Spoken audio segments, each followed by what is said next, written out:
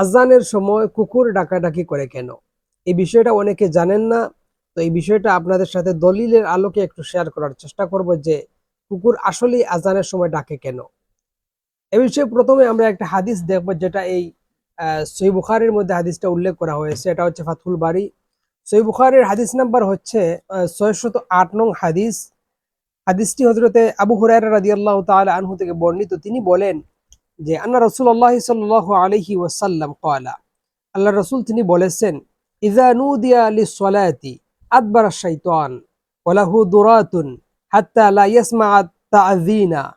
অর্থাৎ এখানে আল্লাহ রসুল সাল্লাল্লাহু আলাইহি ওয়াসাল্লাম তিনি বলেছেন, যখন নামাজের জন্য আজান দেওয়া হয়, এই আজান দেওয়ার সময় শয়তান পিছন দিক থেকে বা পিছনের দিকে সে পলায়ন করতে থাকে, সে পিছনে ফিরে যায়।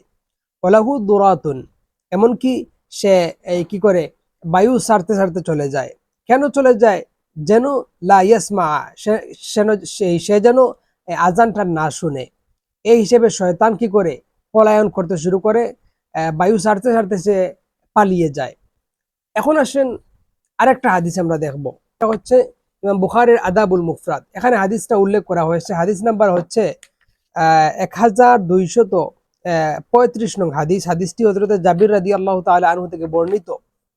তিনি বলেছেন যে রাসূলুল্লাহ সাল্লাল্লাহু আলাইহি ওয়াসাল্লাম তিনি বলেছেন, ফাইজা সামি'তুম নুবাহাল কিলাব আও নুহাকাল হামির। এরপর রাসূলুল্লাহ বলেন, ফাস্তাঈযু বিল্লাহি মিনাশ শাইতানির রাজিম। অর্থাৎ রাসূলুল্লাহ বলেছেন, যখন তোমরা কুকুরের ডাক শুনবে অথবা গাধার ডাক শুনবে, তখন তোমরা ফাস্তাঈযু বিল্লাহি মিনাশ শাইতানির রাজিম, তখন তোমরা আল্লাহর কাছে শয়তান থেকে পানাহ চাও। তো এর কারণ কি, কেন আমরা পানা চাইব? এটা এর পরের হাদিস 1236 নং হাদিসের মধ্যে উল্লেখ করা হয়েছে। আবু হুরায়রার একটা থেকে বর্ণিত একটা হাদিস, যেখানে রাসূলুল্লাহ বলেছেন যে যখন তোমরা মুরগের ডাক শুনবে, তখন তোমরা কি করো? আল্লাহর কাছে ভালো কিছু চাও।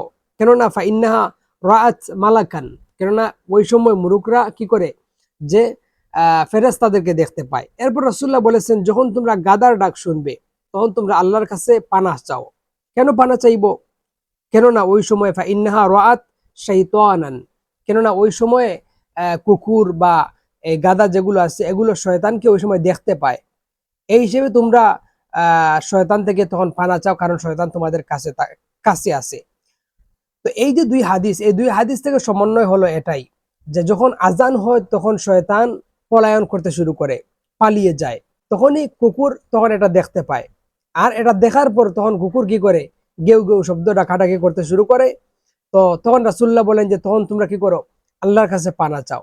তার মানে এখান থেকে দেখা গেল যে কুকুর তখন শয়তানদেরকে দেখতে পায়। আর কুকুরের তো অভ্যাস হলো, যখন তারা কোনো কিছু দেখে বা কোনো জিনিস তাদের সামনে দিয়ে দৌড়ায়, তখন তারা গেউ গেউ করতে শুরু করে।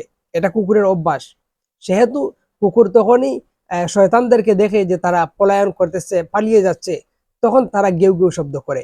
তো এজন্যই আজানের সময় কুকুর গেউ গেউ করে।